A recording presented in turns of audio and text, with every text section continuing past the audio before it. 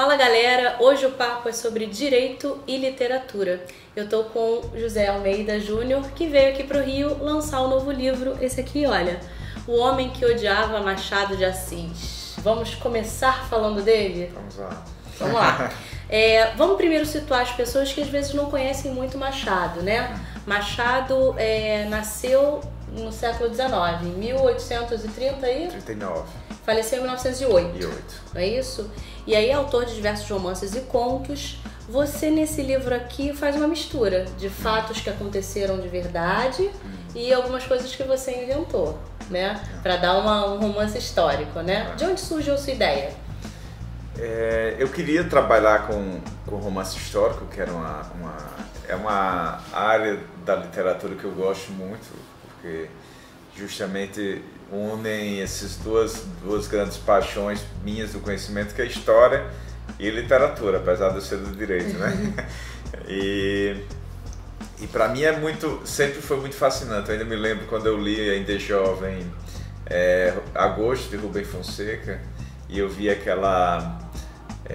personagens, o detetive lá, acho que era Matos o nome dele, se relacionando ali com os personagens próximos ao círculo do poder de Getúlio Vargas. Então eu acho que o romance histórico é uma maneira de deixar a história muito viva, né?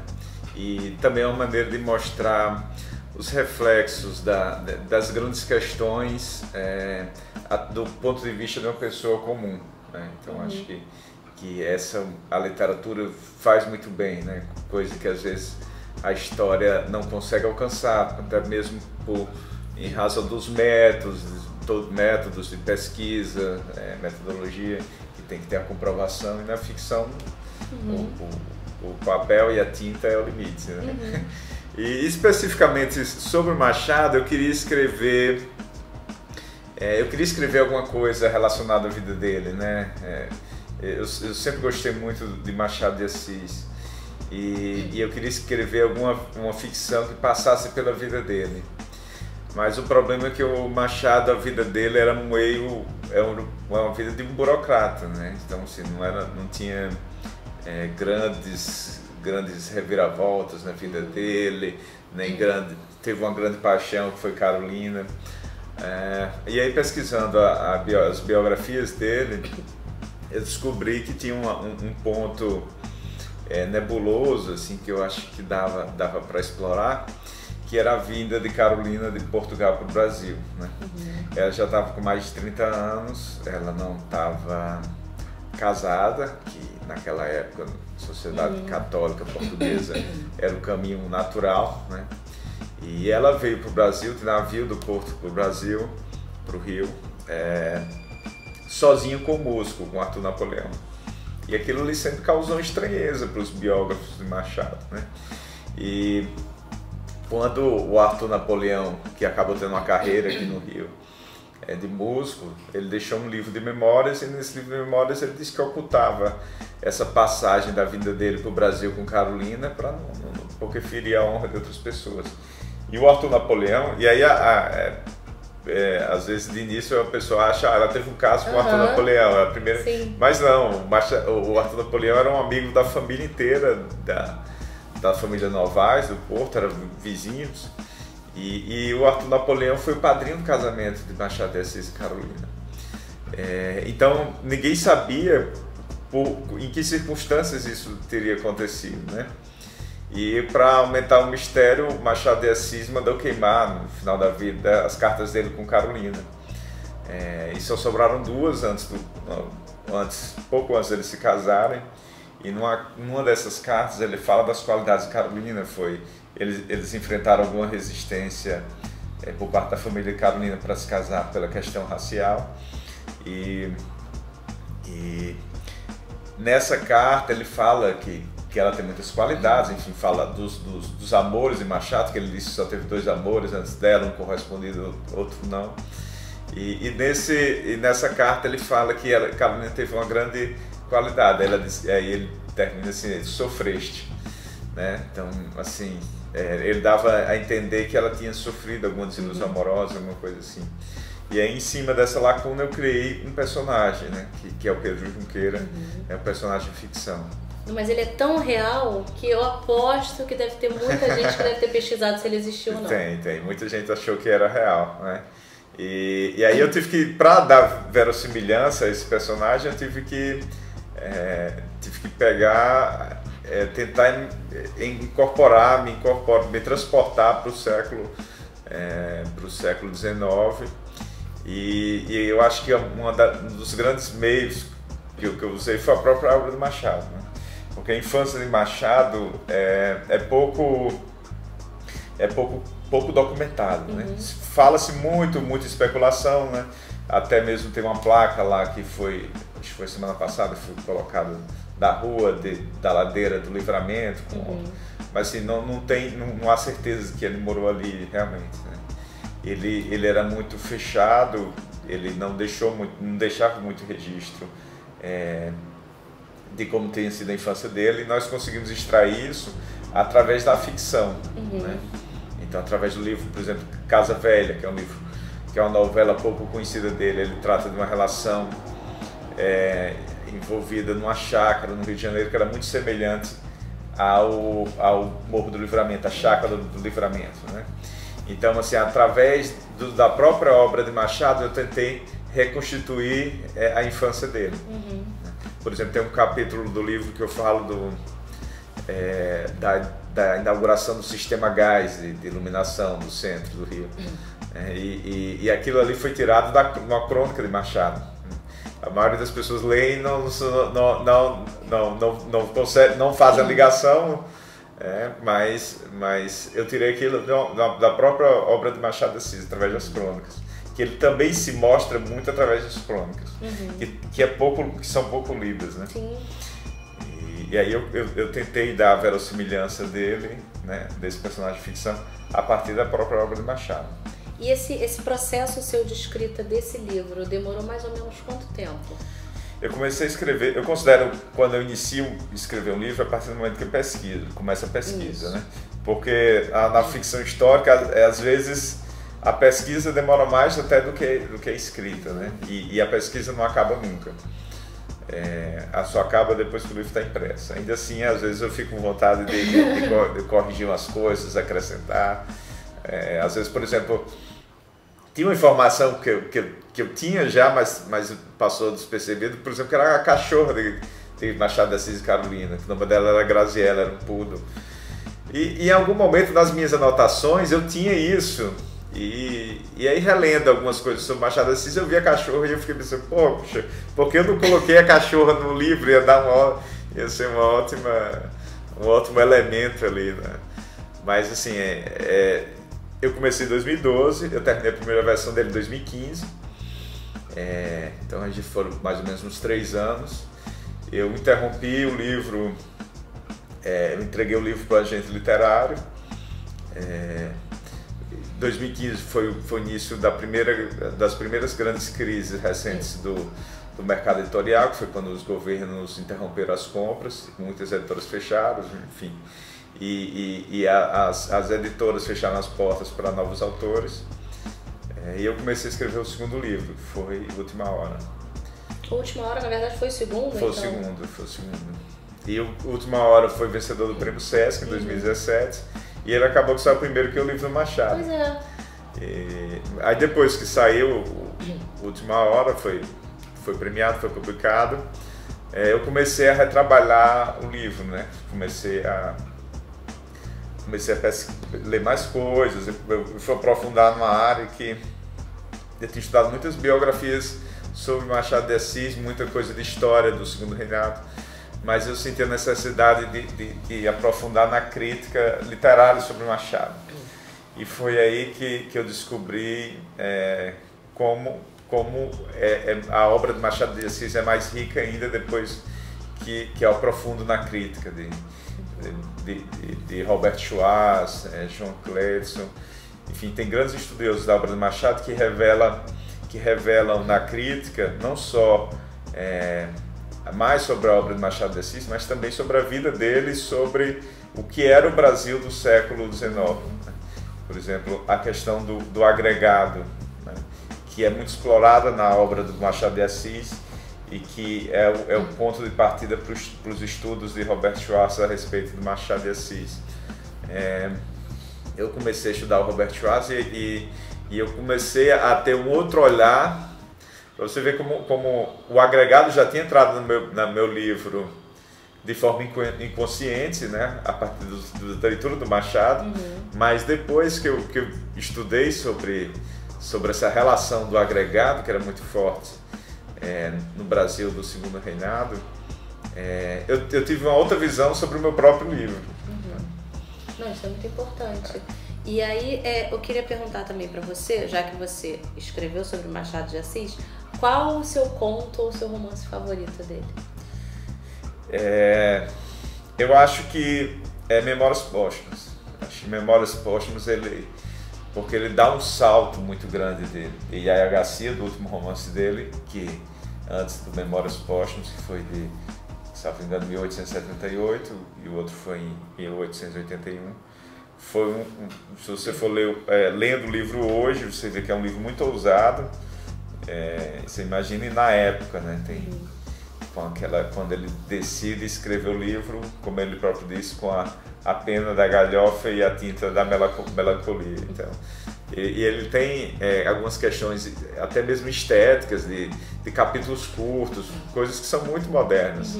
Alguns capítulos que vão ser pontos, né? Quase ministro, né? Que ele fala. E eu acho que Memórias Póstumas é um livro revolucionário. Né? Então acho que para mim é o mais importante. E contos, ele tem para mim, acho que o Missa do Galo é um conto muito forte, porque é uma coisa, é um fato aparentemente banal. Um jovem se encontra à noite, né, nas vésperas do Natal, com uma mulher que é muito mais jovem do que ele passa ali, naquele fato de sentar na mesma mesa, ele consegue passar tanta coisa ali de sensualidade, que é difícil até é um conto que você precisa ler várias vezes, né? Mas ele tem outros contos que são O Pai contra a Mãe, é um conto muito, muito forte, porque é um dos poucos que Machado toca assim, diretamente na questão da escravidão, quase como uma denúncia, né? Ah, sim. Porque ele, na verdade, até desculpa te interromper, porque isso é muito importante a gente falar. Você não acha que ele, às vezes, é muito injustiçado com relação a isso, a não se posicionar contra a escravidão? Porque, pelo menos pelo que eu tô lendo e pesquisando sobre ele, eu vejo que há elementos, ele faz a crítica dele nas obras, só que é uma forma mais sutil, às vezes irônica. Você não acha isso? Sim, sim.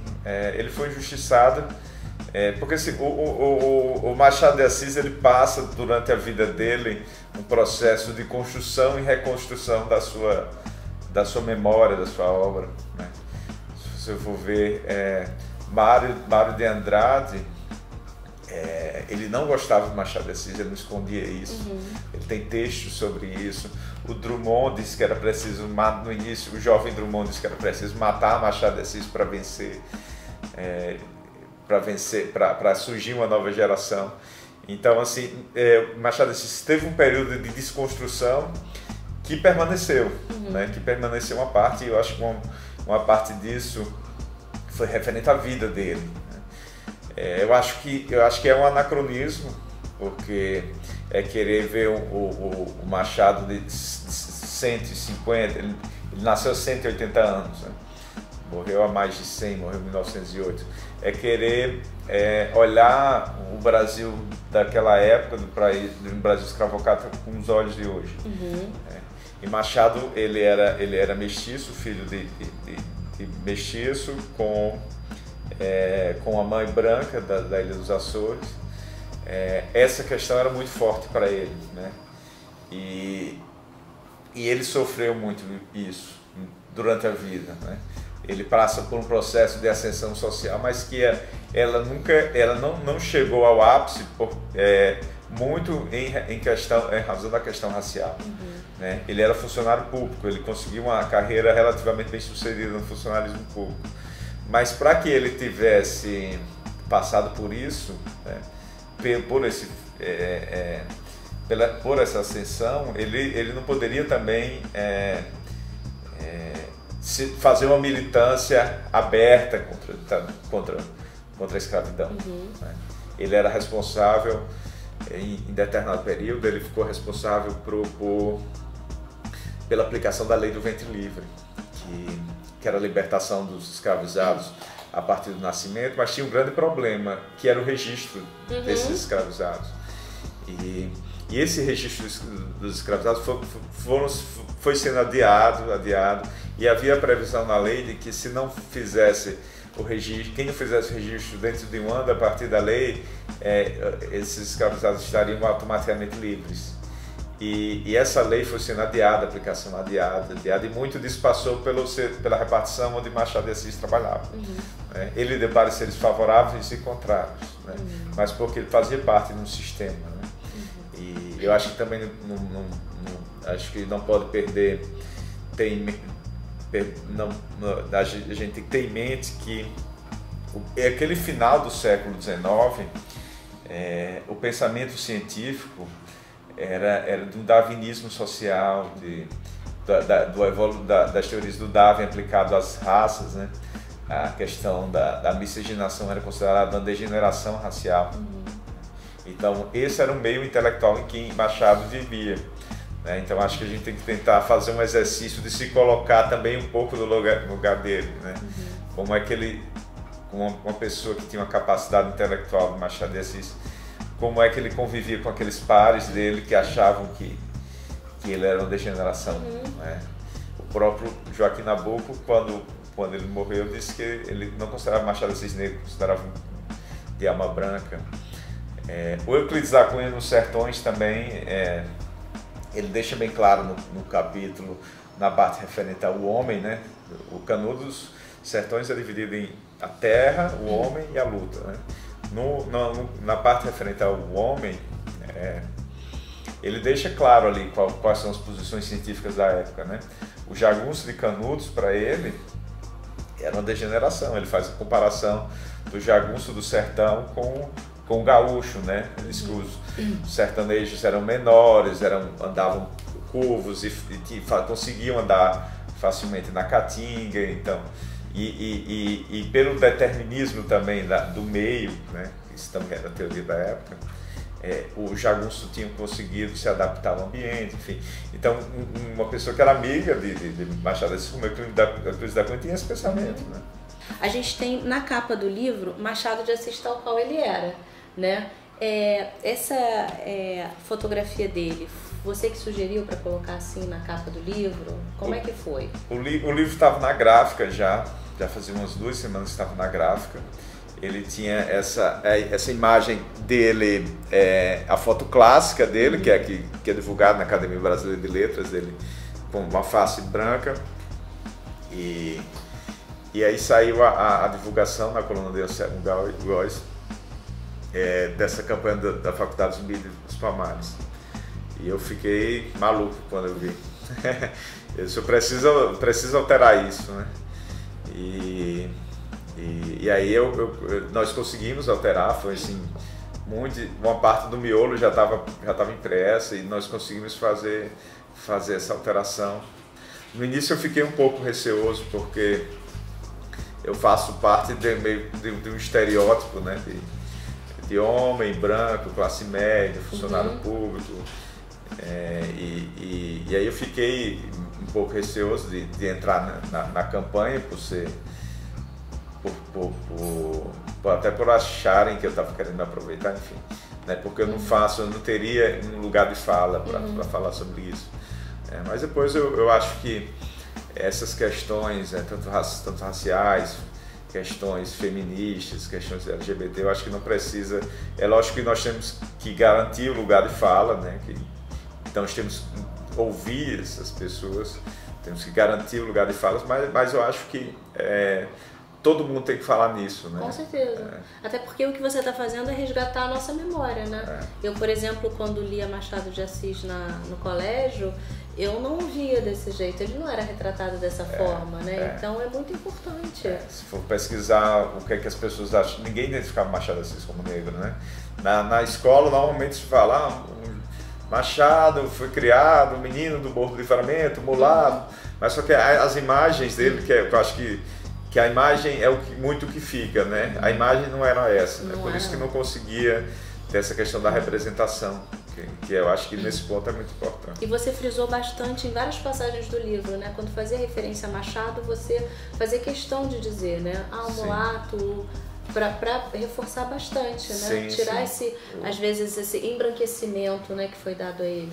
Eu quis retratar meu personagem de maneira bem preconceituosa, né? Porque meu personagem, o Pedro Junqueira, ele tem uma vida que coloca muito ao lado do Machado de Assis, na infância, na adolescência e depois na fase adulta, mas só que são origens sociais muito diferentes, né? O meu personagem, Pedro Junqueira, ele é muito mais parecido com o Brás Cubas, por exemplo, né? É uma pessoa de origem aristocrática, vai estudar em Portugal, volta, e aí é quase ministro, né? E ele é um fracassado, né? Então, assim, e por isso mesmo ele tem muita inveja do Machado Real, porque o Machado Real tem uma origem humilde, né? Tem uma origem negra. E é uma rixa que você cria com os dois desde pequeno, desde que o Pedro vai morar um pouquinho tempo lá no Morro do Livramento, né? Conhece ele. Qual indicação assim, de livro que você daria para o pessoal? Acho que retomar um pouco os clássicos, né? Acho que é sempre importante, né? Porque eu acho que o clássico é a nossa base, né? A minha formação como leitor foi através dos clássicos, mas eu não digo isso nem me vangloriando, né? Mas era o que eu tinha acesso lá em Mossoró, né? Lá em Mossoró não tinha nem livraria, não tinha internet na época da minha juventude, não tinha. Então, assim, eu via no Jornal Nacional as filas para comprar Harry Potter, não tinha nem como comprar, né? Então, eu lia Machado de Assis, lia José de Alencar, lia esse tomo todo, que era o que eu tinha acesso, né? O Rubem Fonseca, por acaso, foi que eu encontrei na Biblioteca Municipal e li. Mas eu li os clássicos. Eu acho que é bom retomar o clássico, né, para a gente se conhecer, né? Se conhecer como brasileiro. Por exemplo, um clássico que é muito pesado, sisudo, que é os Sertões, né, de Canudos. Eu acho que ali mostra bem a formação do Brasil, que é o Brasil. Diz muito do que é hoje, né? Euclides da Cunha vai para a campanha de Canudos lá do Exército, ele era engenheiro, tinha participado da Academia Militar, e ele vai com uma convicção muito firme. Quando ele chega lá, ele vê que não é nada daquilo, e ele acaba denunciando aquilo, que foi um grande massacre. Eu acho que Sertões, enfim, eu acho que vale a pena retomar os clássicos brasileiros, né? Porque se lê muito autor estrangeiro. Verdade. E eu sou muito bairrista no sentido de bairrista do Brasil, né? Eu faço muita questão de ler a nossa literatura, ler os nossos clássicos, ler os autores brasileiros contemporâneos que estão publicando, né? É difícil a gente encontrar espaços nas livrarias. Você vê edições lindíssimas, você vai em qualquer livraria hoje, você vê edições de Dostoiévski, de Tolstói em capa dura, tá? Você não vê edição, pouquíssimo você vê uma edição caprichada, assim, de luxo para colecionador, do José de Alencar. Machado está começando a sair um pouco, algumas coisas sobre Machado, mas José de Alencar, a Luiz de Azevedo, então essa turma que formou o Brasil como o Brasil é hoje.